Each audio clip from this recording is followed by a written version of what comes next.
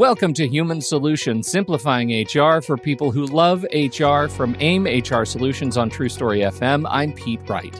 Today, we're turning the pages on employee handbooks, those essential guides that can make or break workplace understanding. And who better to navigate this realm with us than experts from the forefront of HR solutions, Pardo and Sarah Piscatelli. Kyle, Sarah, welcome. Thank you for sitting down with me today to talk about employee handbooks. Oh my goodness. I started this morning at about 4 a.m. and I thought I'll just flip through a few. And then now it's been about 6 or 7 hours and I am lost in the variety of employee handbooks. Can we start with a little table setting? Why are we here today talking about employee handbooks? What are the essential problems that we want to solve? Kyle, you want to kick us off? Gosh, that's such a big question. And I'm sorry that you had to spend your morning reading like that. Employee handbooks, it's that balance, having, your company policies that are compliance related, having them laid out so employees can understand them, but not laying out everything, because there's always the exception in the gray areas that are difficult to put in print. So how do you find that balance between the two? That's the challenge. I think so. And Sarah, my take on it is, while even as many as 10 to 15 years ago, we would have a lot of processes in place. One of the things I've noticed in looking at recent, like over the last 3 to 5 year handbooks, there is a real heavy up on judgment, right? Using like employee best judgment. Who are you? Not just what can you do for this company? Is that a trend that you're seeing? Did I notice? Am I noticing something accurate, or has that been there all along and I just missed it? I think it's been there all along to some extent, but I do think employers, I'll just give you a little background about Massachusetts. It's been probably 20 years plus, where there was a couple of cases where the company became bound by what was in it. Was found to create a contract, right? So now you'll see a lot of this disclaimer, giving the employer language at the beginning of the handbook, usually, giving the employer a lot of wiggle room, right? They're saying, here are the rules. We do our best to follow them. At times we will depart from that. Plus, we have the right to change the rules, as we go along. So it's meant to be a guide map, but you're right. It is not quite as exacting as it may have been at one time. And you see that in particular policies as well. There's certain policies that before it may have been, you'd have dress codes that would have really specifics. You cannot wear X, Y, and Z, must wear this. You don't see that quite as much. Sarah, I think another one is code of conduct. Yes. Companies will list the behavior that's unacceptable, and sometimes there's behaviors you can't even imagine that you want to have on that list until it happens in your organization. And then you think, that should have been on our list as well. And so it's almost hard to predict every scenario. Let's kick it off with your favorites. What are your favorite things, trends, elements, maybe specific style guides that you think of when you come to a conversation like this? What do you pull out of your back pocket as handbooks? Because I'll tell you, I have looked at Valve Software and Netflix and Abercrombie and Disney, and they all have a very different way to communicate. And I think that what I'm looking for is integrate the who of the employee and the who and what of the organization, right? It's that right. Finding that puzzle piece. And they all are telling a different story, or maybe it's the same story in their way to make you feel like you are a part of this place that is special. And also, here are the policies that once you're a part of this place, you have to abide by. Absolutely. So the handbook itself typically will reflect the company culture, right? So if it's a very casual environment, you're going to see all sorts of fun policies in there. But at the end of the day, it's still a document of policies, of behavior, of compliance, rules, all of those good things that have to be followed. So, I think you'd find things that have evolved over time. Let's go with dress code. If we think back years, the financial institutions, the early IBMs, they had policies where you can only wear a white or a blue dress shirt if you were a man. You couldn't wear any other colors or anything. Those were their policies. And over time, obviously, companies had to adjust that. For a couple of reasons. One is because culture itself has changed, but employee expectations have changed too. Employees are looking at a company and thinking, is that the type of place I want to work with, whatever those policies are? Am I willing to follow that? So you've really seen those evolve over time. Yeah, it brought to mind for me the there was a recent case from the National Labor Relations Board, Stericycle, which has the employment bar in kind of an uproar, but what kinds of policies will pass muster? It it it does some backpedaling from previously looking at, so just to back up a little bit, the National Labor Relations Act, which we always think of that as being in the unionized workforce world, right? But can Hmm. apply to non-unionized workplaces as well. There's a section in there in the NLRA, Section 7. It says that employers may not interfere with employees' rights to engage in protected concerted activity. So this case, Stericycle, which did involve a unionized workforce, went before the NLRB. They took a look at it and really broadened it made a presumption of unlawfulness of any policy that would that may show a work rule. It's presumptively unlawful, but if it is established that an employee could reasonably interpret a rule to restrict or prohibit that protected Section 7 activity. What does that mean? It isn't so much that you would see that as prohibiting that activity, just that you could. And some of the rules that they were looking at, and there were handbook rules, and they were one of them had to do with harassment complaints. And the company prohibited employees from disclosing complaints and the terms of their resolution entirely. Very broad, all kinds of complaints. And that could be seen as protected activities under Hmm. Section 7, which allows them to unionize. And there were other things. So a lot of attorneys are looking at policies now with an eye toward, could this be seen as interfering with those rights, and trying to narrowly tailor them to what the company's trying to do. So even if they could be unlawful, might serve a good purpose for the company, right? And having that role. I look at that, and looking at some of the modern guides that I've been reading this morning. It seems like one of the trends is we are moving toward very sort of lay language, right? We're telling a narrative story. We're softer around the edges. But to your point, one of the benefits of the way guides were written 20 years ago is precision of language, right? Like, do modern guides become a greater target for risk for just those kinds of could, would, should misunderstandings because they're written like fiction books? I think they are. And, they even think about hybrid work environments. Right. So those are new policies that companies have put in place very likely in the last couple of years. And companies still don't know, is this policy here to stay? Is it temporary? Does it apply to everybody? What's the best way to take a look at hybrid work? So a lot of times you'll find some of that language that says, please speak with your manager for further details, or other exclusions may apply, or those types of things that give the out to say, it applies to everybody else, but Pete, in your situation, it might not apply to you. Mm-hmm. And because there's so many nuances that they're not sure if what the future looks like. Great for employee understanding at time of hire, at time of onboarding, but I imagine some of those soft edges can get complicated. To Sarah's example. I have this one example that I want to go back to for Valve in terms of how the guide is able to communicate in, again, lay language, the overall hierarchy of the organization. Why does your desk have wheels? Think of those wheels as symbolic reminder that you should always be considering where you could move yourself to be more valuable. But also think of those wheels as literal wheels, because that's what they are, and you'll be able to actually move your desk with them.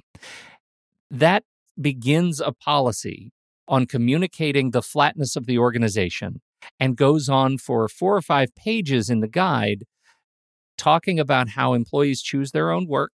They have to talk to people at the coffee maker.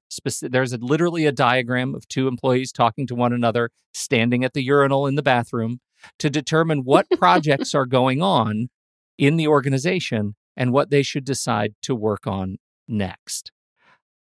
This really struck me because it seems like it exemplifies the gray area that exists in modern organizations, maybe particularly technical organizations, and does not clarify uncertainty to me for employees who really just would like to be told what to do.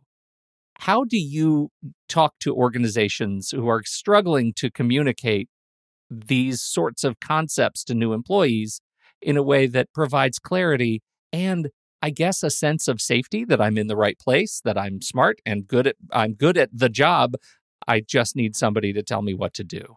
I struggle with that one a bit in that, it's interesting the situation you just referenced. I think is really painting a certain culture at this company, and they really sound like they've gone to depths to explain that. If it's several pages and there's an image and there's examples and all of that, but I always view the handbook as information that you want to convey. You want to be able to convey it to all of your employees. So it should be in really simple language that anybody can understand. There are sometimes policies that you'll see like that. You'll read several times. You'll say, what am I trying to get out of this? What are they trying to tell me? And if there's any confusion, I'm not sure that a handbook is doing what it's intended to do. So, specific example, I haven't read this policy, so I wouldn't want to comment on it specifically, but certainly, I think that's the caution I would use in figuring out, is this going to convey what you want to convey? Or maybe is this situation something that's better in a training program to really talk about the communication style in the organization? So I would think about that. I don't know if Sarah has any additional thoughts on it from a legal perspective, but yeah, I do. And that's an interesting one. It's as if they're trying to dictate the culture. You can't just write the script from a handbook. But that comes up from time to time when we speak with members who want to institute a unlimited vacation policy. While that sounds great, people can take as much time off, unlimited time off. It was also kind of subject to abuse by certain managers. They'll set the expectation for their group, right? And it might be that somebody gets no vacation time because, yeah, sure, we can take as much as we want technically, but on the ground here, that's not how it works. So I think being too, trying to establish your culture in a handbook is probably not a good idea. It should reflect your culture in some ways, certainly in introduction, things like that. But I think it has to be a little bit more tightly written so that people do understand it, in the plain language, as Kyle. This is an interesting one. Clearly, it's successful. I mean, the first version of this I read was 2012, and it has changed all but nothing since 2012. The current year still has the same policy. Obviously, it works. At some point, they were able to build this into their culture enough where the guide dictates it well enough. What are we looking at in terms of current trends outside? I mean, obviously, this is a special case, we'll say, but in terms of modernizing our language around policy guidance, what are we seeing right now?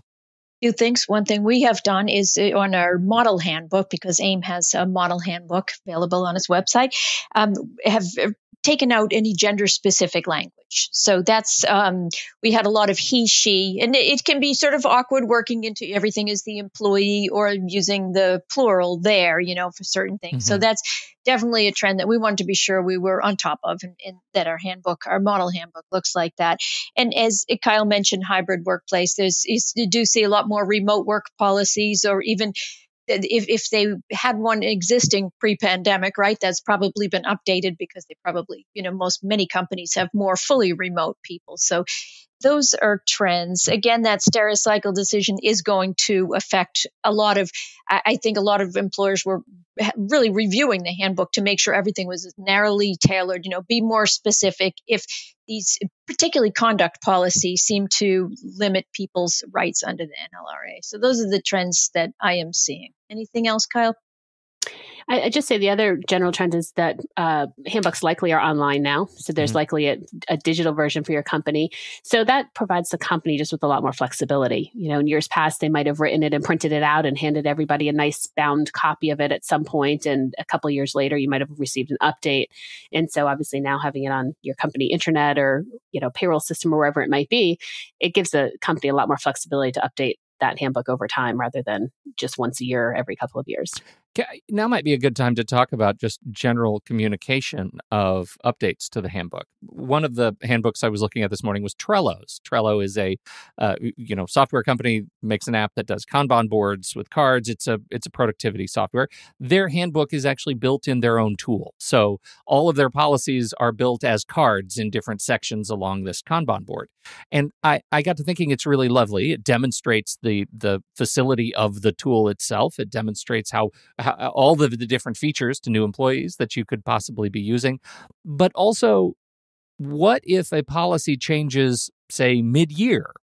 do you have best practices in mind? How do you guide people on making sure employees are up to speed on new policies, particularly when they're online and HR and legal have the flexibility of changing things on the fly? I think it's best to notify employees. There might be some that really don't impact people on a day-to-day basis, that you don't necessarily need to. But I would notify people of a change in a memo. You don't necessarily need to get them to acknowledge it and send it back. Just a simple memo with a link to the policy, sometimes presenting the policy directly to them, say you'll find it on our intranet at such and such, put a link in there. But I think it is the best practice to notify them of any changes. And a lot of payroll systems give you that opportunity where if you change a document like that, if you have it loaded into a dashboard in the payroll system, the next time an employee logs into the payroll system, that gives them a little checkbox just to say, I noted there's an update and I have read it or received it. Like a persistent box up top. You can't, exactly. You need to see this and acknowledge it. Exactly. Yeah, that makes a lot of sense. I've also read a policy about, for non-emergent policy changes, batching them is okay. Is that a thing that we deal with every quarter or every half? You send an update that says, hey, we've got some updates, here they are. So you're not inundating them with, frequent updates especially, I guess, if you're a new organization with lots of changes coming. Yeah, I absolutely think that's just fine. There's, some years are very busy in terms of legislative updates, either federal or state, and other years are fairly quiet. And so you have to take a look at that and see it. And also some things might come out that don't particularly apply to your organization. So I think there's usually enough time, even if you did it quarterly, to be able to update your handbook like that. So we've talked about modernizing language, taking out gender-specific pronouns, that sort of a thing. What about policies or policy sections themselves? Are you seeing emergent policies? I guess I would say, remote work policies post-pandemic, probably new sections being put in there. What else are you encouraging people to include in modern, new, start from scratch guides that you might not have included 10 years ago? I think along with the remote work, there's some other remote work norms that we're starting to see. So it's not just the fact that you're allowed to work at home, but there are some policies on, do you have to be on camera if you have a Zoom call, or, what's your dress code look like if you're working from home, if you're on camera, those types of things. So there are some kind of supplemental policies in that area. And then I think dress code in general, again, go back to that one because that one has really evolved and continues to evolve, particularly with a couple of new federal laws on things like hairstyles and what's acceptable dress. I think others too are the use of artificial intelligence is one. You're going to see a lot more laws. There really aren't very many laws around it, but employers should know if employees are using AI in their jobs, of course, and have them seek permission, of course, if they're going to use it. Cybersecurity as well. There are a lot of laws. Massachusetts has had a WISP, written information security program law, for 10 years, and many, many states have laws around that. For example, if there's a breach, just making employees aware of protecting confidential personal information, that sort of thing, and notifying the company if there's a breach or a suspected breach.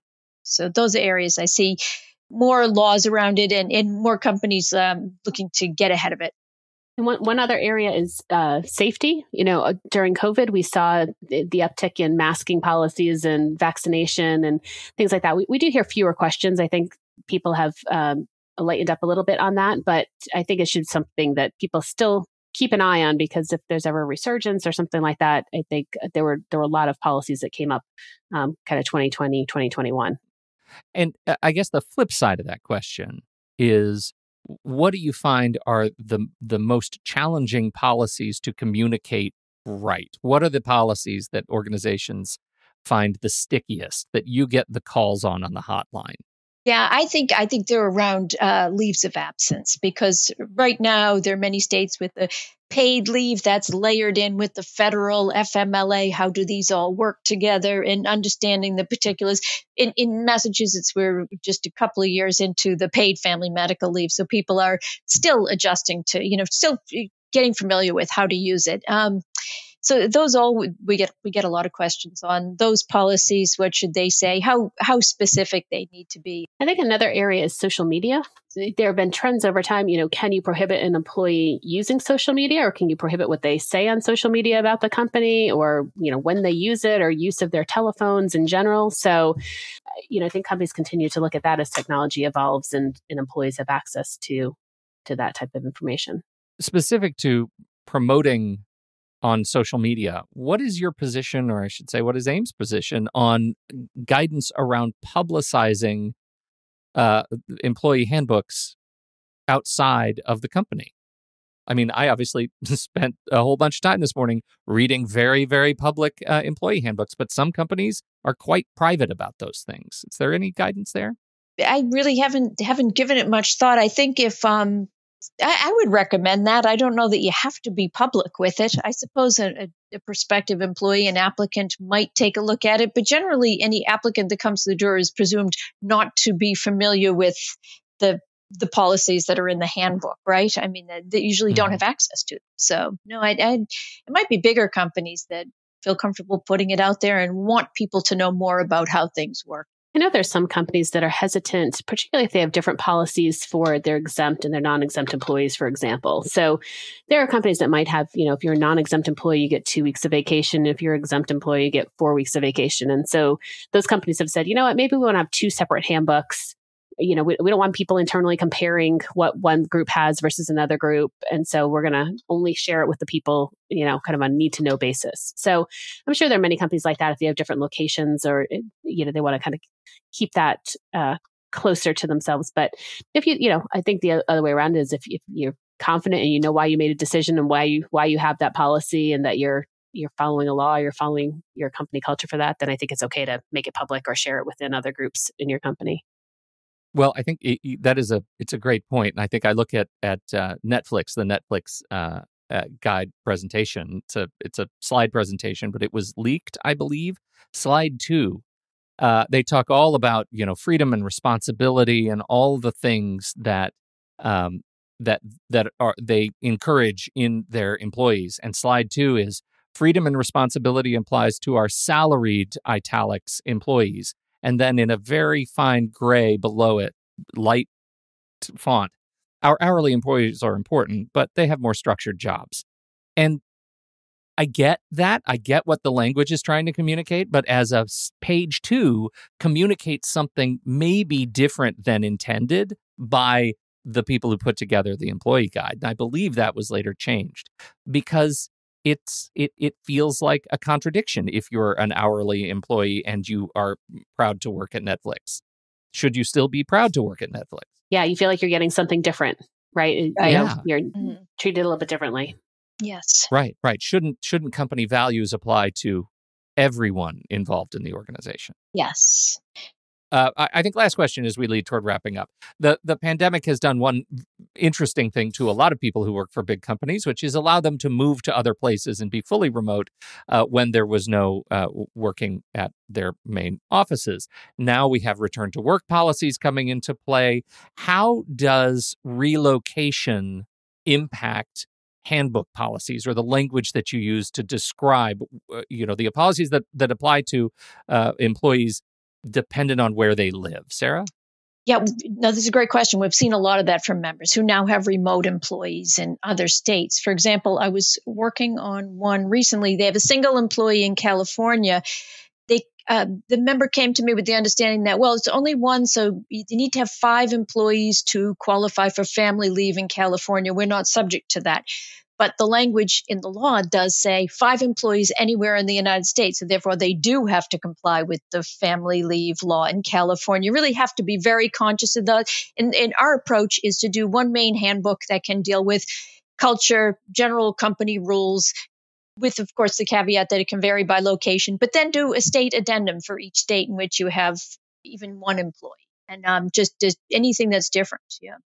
It can get pretty long. That may be the big sneaker guidance of this whole episode. I did not know that you could have one employee in California, one in Austin, one in Tampa, as long as they add up to 5 outside of the headquarters, that counts. That one in California, yes. Then as long as there are you have five employees anywhere in the United States, then the California family law, and it might be different in other states as well. I think in Massachusetts, for example, our family leave, it doesn't matter how many employees you have. So in that instance, though, it just was, even though they only had one employee, they do have to provide that family leave. Fascinating. That is fascinating. As always, I have learned a ton. Let's talk a little bit about what AIM HR can do for helping you out there, dear listener, working to write your own employee handbook, a smart employee handbook. What can AIM do, Kyle? We have lots of options for you.